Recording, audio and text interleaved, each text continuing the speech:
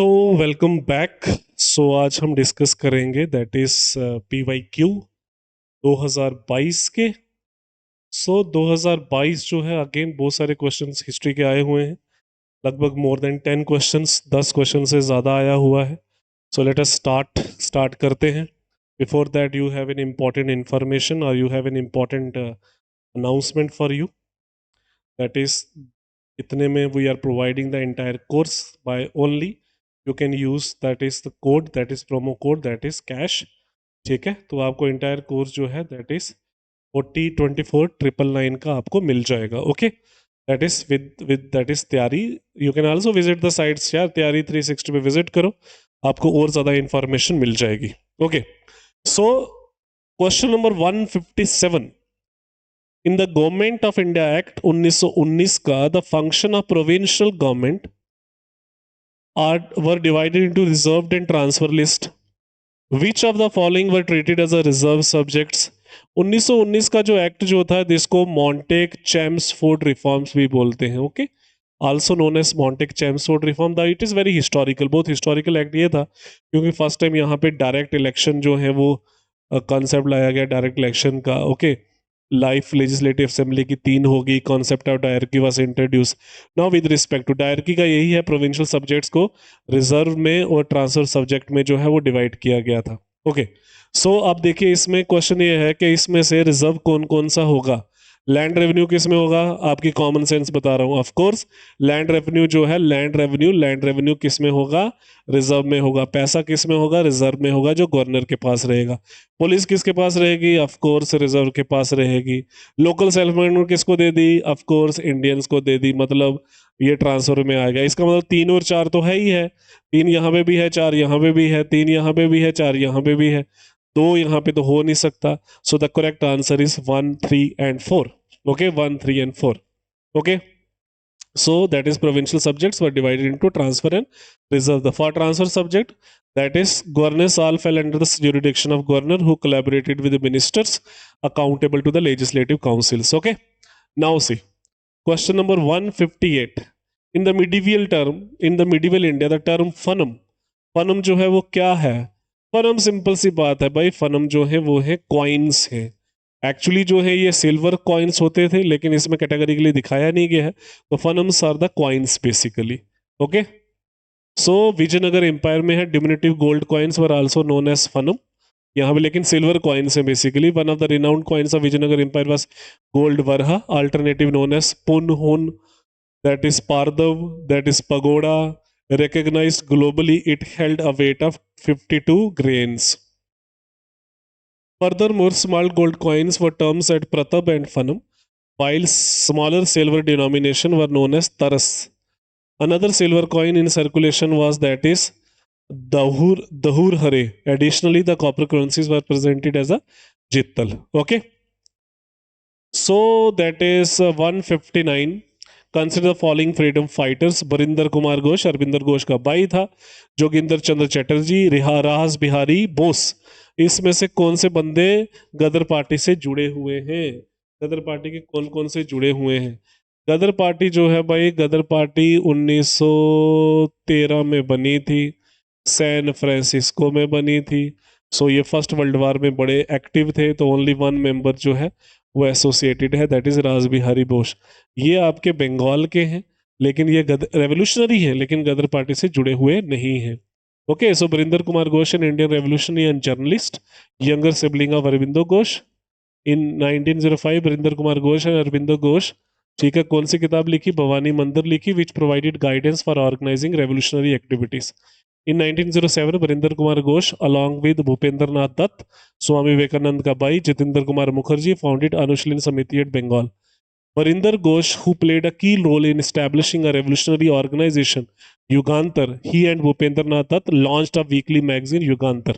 Okay, तो ये सारा सिर्फ रास बिहारी बोस है, बाकी सारे जो हैं वो रेवोल्यूशनरी हैं, वो भी रेवोल्यूशनरी है लेकिन वो गदर पार्टी से जुड़ा हुआ है। With reference to the proposal of the Cripps mission, Cripps mission कब आया, 42 में। कब आया, मार्च के महीने में। ठीक है, कौन सी बात की गई, the constituent assembly would have members nominated by provincial assemblies as well as for the princely states. Any province which is not prepared to accept the constitution would have the right to sign a separate agreement. So this statement is correct. ये statement तो correct है. पहली statement की ऐसी कोई बात जो है वो नहीं की गई थी, ये कैबिनेट मिशन ने बोला था. It is the cabinet mission. Cabinet mission में बोला गया था और दूसरे मिशन में यहाँ पे बोला गया था. ठीक है, क्रिप्स मिशन में ये नहीं बोला गया था. Okay, British government would accept the new constitution. Okay, so 161 in the context of Indian history consider the following text, that is नीति पकरण. ठीक है, नीति पकरण, that is परिशिष्ट परवान, that is Avadan Shatak, then that is very difficult name, that is Trishitilashana Mahapuran. ठीक है, that is Trisha Tilakshan, that is Trisha Tilakshan Mahapuran, that is नीति पकरण, परिशिष्ट परवान, then अवधन शातक. इसमें से जेन टैक्स कौन कौन सा है? परिशिष्ट परवान का तो कंफर्म है 101%. ये हेमचंद्र ने लिखा है, इट इज, ये जेन टैक्स है, ये तो है ही है. इसका मतलब है कि दो तो सब, इसका मतलब तीन तो है नहीं है. तो एग्जैक्ट आंसर जो है इसका 161 का, दैट इज, और ये जो पहले दो टैक्स है, एक और तीन जो है, ये जैन टैक्स नहीं है. I suppose this are the Buddhist texts. मुझे लगता है कि 2 और 4 जो है that is the correct answer. Okay, that is 2 and 4 are the correct answer. That is, B is the correct answer. Okay, ये नहीं, B is the correct answer. Okay, the Tripitaka composed in Pali language comprising 3 main sections: Sutta Pitaka, Vinaya Pitaka, Abhidhamma Pitaka. Sutta Pitaka is a comprehensive compilation of Buddhist teaching and philosophical insights, often regarded as the most extensive and esteemed part of Tripitaka, also known as Encyclopedia Buddhism. इसको further 5 parts में divide किया गया है. सुत्त पितिका को Digha निकाया, Majjhima Nikaya, Samyutta Nikaya, Anguttara Nikaya and Khuddaka Nikaya. Sutta Pitaka present Buddha's teaching the primarily in dialogue form. ठीक है, और poetic expression है. विनय पितिका गाइडलाइन से रेगुलेशन है, तो इसमें आगे फर्दर डिवीजन है. Okay, only 2 and 4 are the correct answer. That is 162. 162 जो है, इसमें बोला गया है कि कौन से पेयर जो है वो कलेक्टिवली जो है वो जोड़े गए हैं. That is Arya Deva, Dignaga, Nath Muni, Vaishnav. तो Nath Muni, Dignaga, Arya Deva, I suppose that is जो है 2 pairs are correctly match. 2 pair जो है वो करेक्टली मैच है. ये तो बुद्धिस्ट स्कॉलर है ही है. This is the Buddhist scholar. Let us see. Okay, let us see. इसमें देखते हैं कौन कौन से हैं. नाथ मुनि जो है वो क्या है? वैष्णव है. So this is true correct and this is also correct. Aryadeva is not a Jain scholar. So let us see. Nath Muni, also known as Shri Ranganath Muni, was a prominent Vaishnav theologian who played an important role in formulating Shri Vaishnav sects. Vaishnav saints, also known as Alvar, contributed significantly to Vaishnavism. Their sacred composition, known as Nalayara Prabandham, were compiled by Acharya Nath Muni, who lived during the time period of Rajendra Chola. ठीक है, Alvars numbering 12, esteemed figure of Vaishnav tradition, including ये सारे Vaishnav traditions में है. Okay, so only 2 pair is correct. इसका मतलब क्या है? ये जो है this is not the correct answer. ठीक है, 2 पेयर जो है वो ठीक है. That is only 2 pairs. 163. With reference to the Indian history, consider the following statement. The first Mongol invasion of India happened during the time period of Jalaluddin Khilji. No, Mongol invasion उससे पहले हो चुकी थी. During the reign of Alauddin Khilji, one Mongol assault march up to Delhi and besiege the city. So this statement is correct, क्योंकि हमें Mongols Alauddin के time period में हमें पता चलता है कि मंगोल्स की जो है बड़ी कंटिन्यू इन्वेजन थी. तो एक तो नहीं है, ये तो नहीं है. दिस इज इनकरेक्ट, क्योंकि मंगोल जो है अलाउद्दीन खिलजी और इवन बलबन के टाइम पीरियड में आए थे. Mohammad bin Tughlaq temporarily lost portion of north west kingdom to the kingdoms of to northport. No, this is also in wrong. So only 2 is correct. Said B is the correct answer. Okay, Bairam Shah के time period में. Okay, Moinuddin Bairam Shah के time period में जो है attack Lahore पे हुआ था, इस एरिया में आए थे. Then with reference to Indian history, consider the following statement that is known as कुलाधरन. कुलाधरन जो है ये क्या है? कुलाधरन, what do you mean by कुलाधरन? कुलाधरन जो है ये कौन से लोग हैं? कुलाधरन कुलाधरन्स वर सैयद्स, ठीक है, सैयद्स हैं, सैयद जो है एक डायनेस्टी थी, ठीक है, प्रोफेट मोहम्मद के साथ अपना जो है वो एसोसिएट करते हैं, lineage back to prophet Muhammad, traditionally hold position as a religious leader, teachers within the Muslim community, identified their distinctive peak caps known as kuladharan. ये जो कैप होती थी इस तरीके से कैप होती थी, इस तरीके से कैप डालते थे, ओके। तो सैयद डायनेस्टी ने भी रूल किया यहां से लेके यहां तक after Tughlaqs before the Lodis. With reference to the Indian history, consider the following statement. The Dutch establishment established their factories or warehouse on the east coast of land granted by them as a Gajpati rulers. Gajapati rulers ने इनको दिया था, okay. तो this statement is incorrect, पहले वहां पे आए थे वो। Alfonso de Albuquerque capture Goa from the Bijapur sultan, this is statement correct. 1510 में और 1530 में कैपिटल बनाई गई थी, okay. East India Company established factory at Madras on the plot of land leased from representative of Vijayanagar Empire. So this statement is also correct. Only 2 and 3 statement is correct. Okay. Gajpati ruler, Hindu ruler, medieval originated Kalinga region encompassing present day Odisha. ठीक है, established Kapilendra देव dynasty यहाँ से लेके यहाँ तक, preceded by Boy dynasty. Consequently, 1592 सूबेदार मान Singh of Bihar annexed Odisha to Mughal Empire, concluding the region sovereignty. In 1605, Dutch established their first trading port.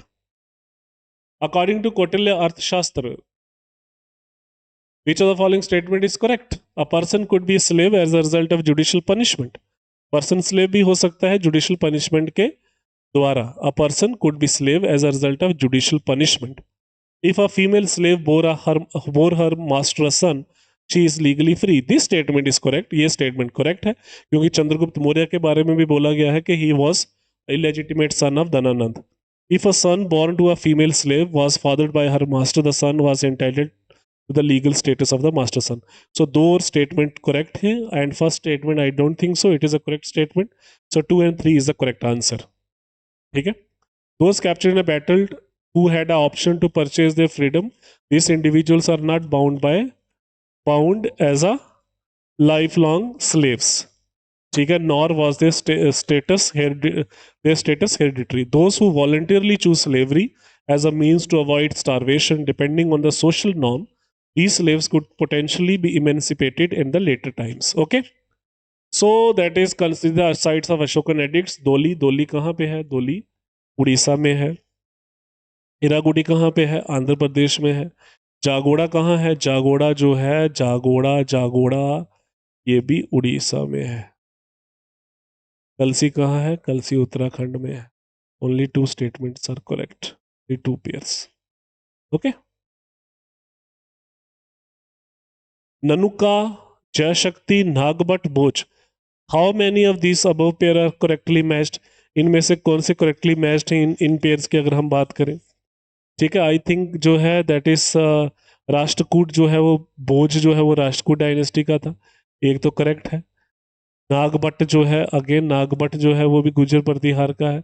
Again this is correct. Nannuka Chandel का नहीं था. I think only 2 pair is correct. Only 2 pair is correct. Okay okay. Nannuka. Okay. ननुका